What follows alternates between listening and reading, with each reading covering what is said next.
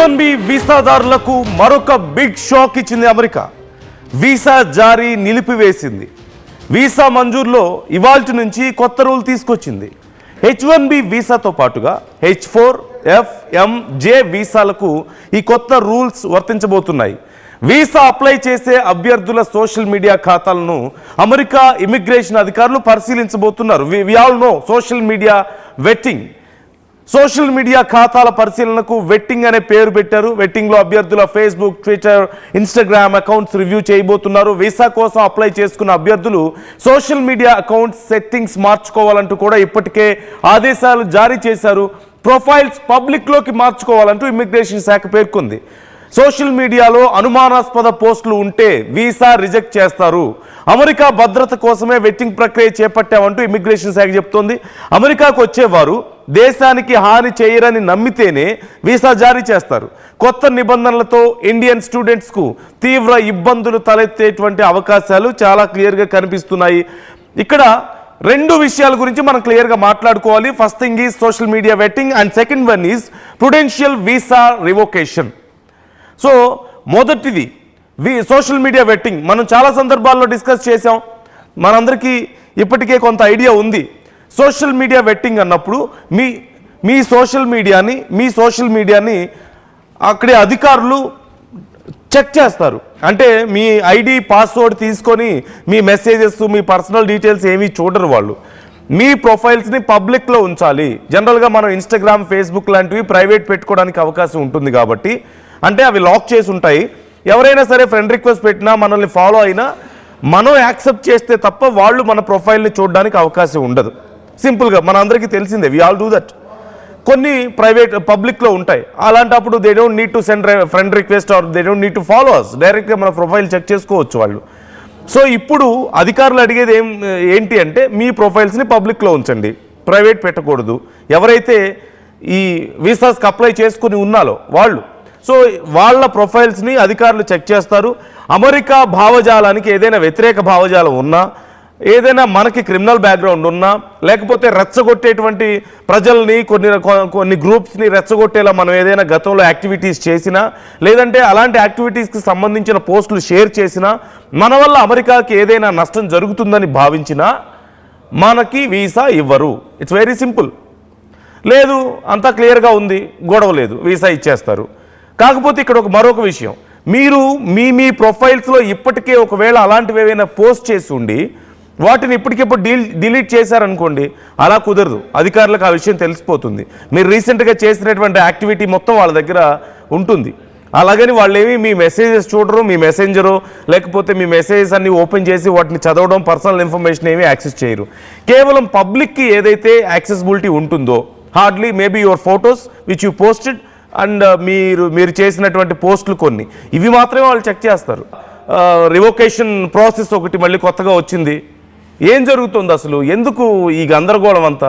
Is this just a normal process, లేదంటే ఎలా చూడాలి దీన్ని అసలు? తెలుగులో సామెత ఉంటుంది నందు, శతకోటి దరిద్రాలకు అనంతకోటి ఉపాయాలని చెప్పి మాట్లాడుకుంటూ ఉంటారు. బహుశా ట్రంప్కి ఏదైనా ఒక నెగిటివ్ ఆస్పెక్ట్ కనిపిస్తుందంటే, అంటే ఒకవేళ ఆ దేశంలో ఏదైనా జరిగితే దాన్ని పట్టుకొని తనకి అనువుగా మార్చుకోవాలి. తనకు అనువుగా మార్చుకోవాలి అనేది మాత్రమే వెళుతున్న సందర్భంగా ప్రస్తుతం మాట్లాడుకుంటున్న క్రమం. సో ఇప్పుడు కనుక ఈ సోషల్ మీడియా వెట్టింగ్ కారణంగా ఒకవేళ ఏమైనా ఇంపాక్ట్ చూపిస్తే అది పెను ప్రభావం చూపించే అవకాశం ఉంటుంది. ఎందుకంటే H1B వీసా అప్లికేషన్స్ గురించి మాట్లాడుకున్నప్పుడు వెట్టింగ్ అనేది ప్రారంభించిన అమెరికా ప్రభుత్వం. అయితే ఇక్కడ ఇంట్రెస్టింగ్ మనం మాట్లాడుకున్నప్పుడు కొన్ని రోజుల క్రితం ఇదే జరిగినప్పుడు, ఇప్పుడు వాళ్ళకి స్లాట్స్ ఉన్న వాళ్ళు దాదాపుగా డిసెంబర్ ఆ టైంలో స్లాట్స్ ఉన్న వాళ్ళకి మార్చిలోని, మేలోని, డిసెంబర్ 15 అయితే మార్చిలోని, ఆ తర్వాత డిసెంబర్ 19 అయితే మేలోని ఇలా చేసిన సందర్భం ఉంది. అంటే ఇక్కడ ట్రంప్ సర్కార్ ఏమంటుంది ఇక్కడ ముందు చర్యలో భాగంగా ఇది కూడా కారణం ఏంటంటే, మీకు గుర్తుంటే కొన్ని రోజుల క్రితం అమెరికాలో దాడి జరిగింది. ఒక ఆఫ్ఘన్ నేషనలిస్ట్ అంటే ఆఫ్ఘన్ జాతీయుడు, బట్ ఆ తర్వాత అమెరికా వచ్చాడు, అదంతా వేరే కథ అనేది. ఆ వ్యక్తి దాడి చేసిన కారణంగా ఇటువంటి ఏదో ఉండకూడదు. ఇంకా అంటే సోషల్ మీడియా వెట్టింగ్ సరిగ్గా జరగలేదు. ఒకవేళ సరిగ్గా జరుగుంటే కనుక అటువంటి వ్యక్తులు వచ్చి ఉండేవాళ్ళు కాదు. అంటే అక్కడ ప్రతికూల పరిస్థితులను కూడా తనకు అనుకూలంగా మార్చుకున్నాడు అంటే అర్థం చేసుకోవచ్చు వాట్ ట్రంప్ మీన్స్ అనేది. ట్రంప్ అంటే ఏంటో ట్రంప్ అని అక్కడ అర్థం చేసుకోవచ్చు ఈజీగా. అయితే ఇక్కడ మాట్లాడుకున్న సందర్భంలో ఇప్పుడు అడ్వాన్స్ ఇంకేం చేస్తుందంటే H1B వీసాస్ ని H4 వీసాస్ ని ప్రుడెన్షియల్ రద్దు అనేది చేయడం జరుగుతోంది.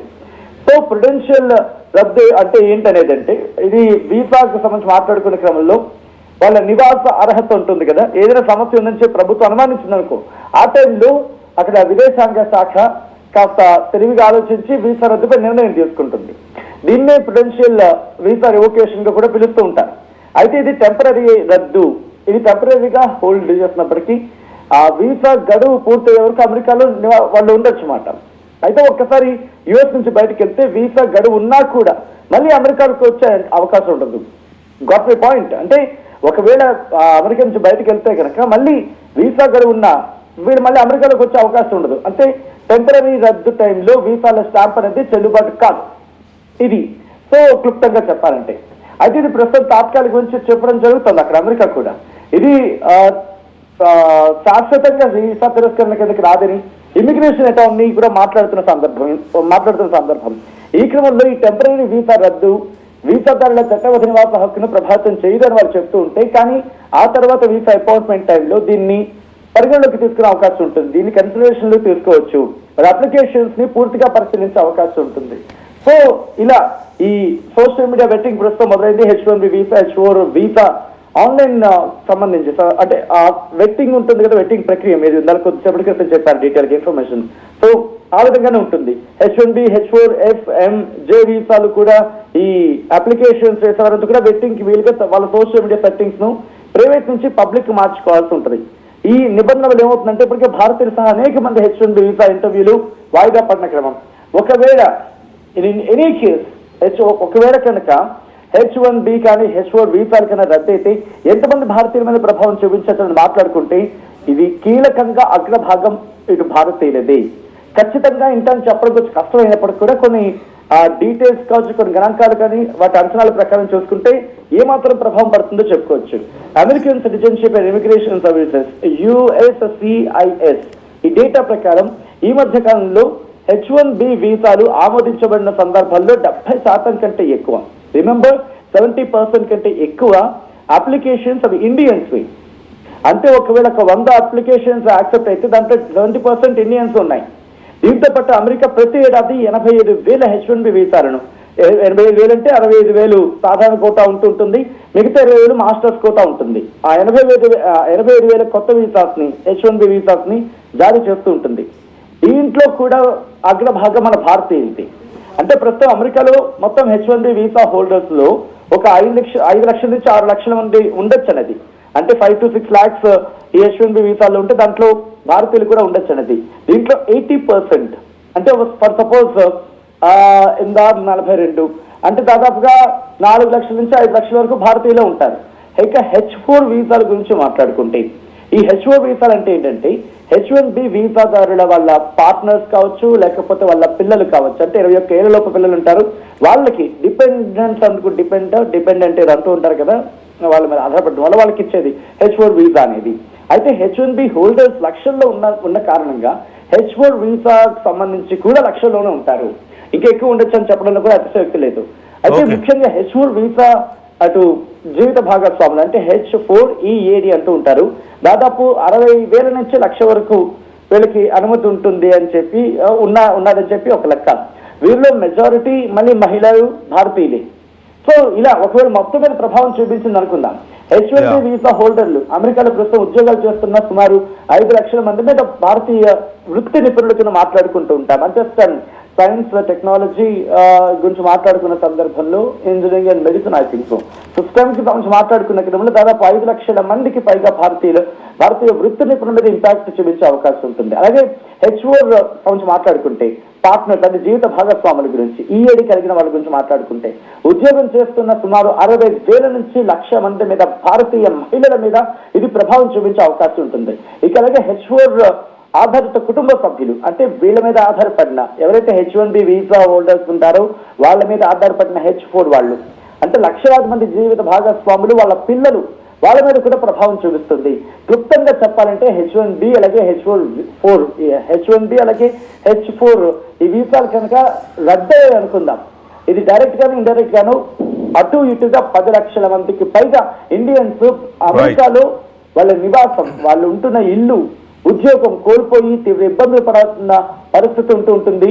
రిమెంబర్, అక్కడ 10 లక్షల మంది ఇబ్బంది పడ్డారంటే అక్కడి నుంచి ఇక్కడికి పంపించే వాళ్ళు ఉంటూ ఉంటారు. అక్కడి నుంచి మన భారతీయులు అంటే ఇక్కడ ఉన్న తల్లిదండ్రులకి వాళ్ళు పంపిస్తూ ఉంటారు.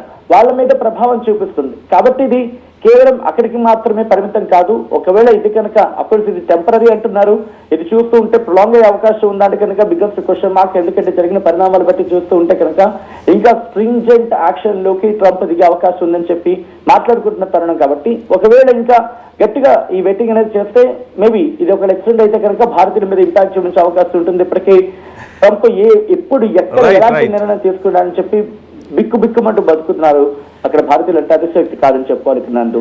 Okay, right. Thank you Sachin, thanks for the details. మొత్తం మీద ఇప్పుడు రద్దయినటువంటి వీసాల విషయంలో మీరు కంగారు పడొద్దు. ఇది కేవలం టెంపరీ మాత్రమే. రద్దయింది కాబట్టి పర్మనెంట్గా రద్దు చేసినట్లు కాదు. మళ్ళీ మీరు అప్లై చేసుకోవచ్చు, మళ్ళీ ప్రొసీజర్ ఫాలో అవ్వచ్చు. ఒకవేళ మీకు వీసా వస్తే వచ్చినట్లు, అంతే తప్ప మీరు ఇబ్బంది ఇప్పటికిప్పుడు రద్దు అయిపోయింది కాబట్టి మీరు ఏదో నేరం చేసినట్లు కాదు. ఇక మీకు మళ్ళీ వీసా రాదని కూడా కాదు. మరోవైపు సోషల్ మీడియా వెట్టింగ్ కొంచెం స్ట్రిక్ట్గా ఉండే అవకాశం ఉంది ఈ విషయంలో. ఇది ఒక రకమైనటువంటి భయం నిజం చెప్పాలంటే. అంటే రెండు రకాలుగానే చూడాలి. అక్కడ కొన్ని ఇన్సిడెంట్స్ జరుగుతున్నాయి, బట్ భారతీయుల వల్ల ఈ భావజాలం విషయంలో జరిగినటువంటి నష్టం ఏమీ లేదు. కానీ ఇతర దేశాల నుంచి కొంతమంది వచ్చిన వాళ్ళ వల్ల జరిగింది. అది మన మీద కూడా ఎఫెక్ట్ పడుతుంది. రెండోది, ఈజ్ లిటిల్ ఇన్సెక్యూర్. చూస్తుంటే ట్రంప్ చాలా ఇన్సెక్యూర్గా ఫీల్ అవుతున్నట్లు కనపడుతుంది చాలా విషయాల్లో. అంటే తనకు వ్యతిరేకంగా ఉండే వాళ్ళని బయట నుంచి ఇక్కడ ఉన్నవాళ్ళు చాలు, మళ్ళీ కొత్త వాళ్ళు కూడా ఎందుకు నాకు అని చెప్పేసి వాళ్ళని కొంత ఆపే ప్రయత్నం జరుగుతున్నట్లు కనపడుతుంది. డిఫరెంట్ ఒపీనియన్స్ ఈ విషయంలో. మీ అభిప్రాయాలు కూడా కామెంట్ చేయండి, మీ అభిప్రాయాలు మాతో పంచుకోండి.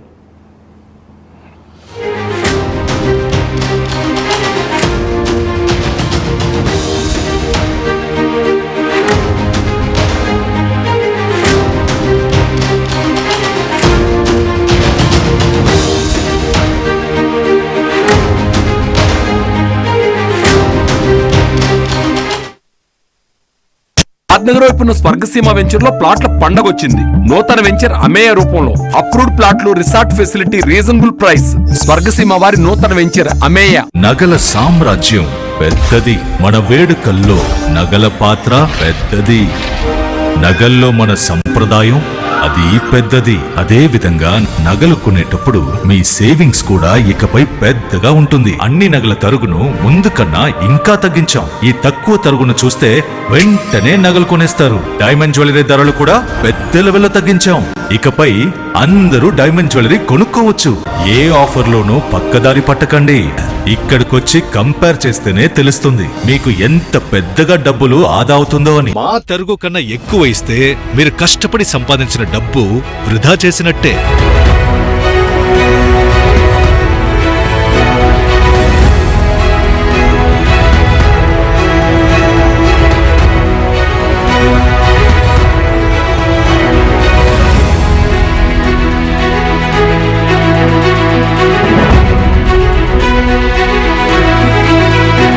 లలితాలో నగలు కొనండి, ఎక్కువ డబ్బులు ఆదా చేయండి.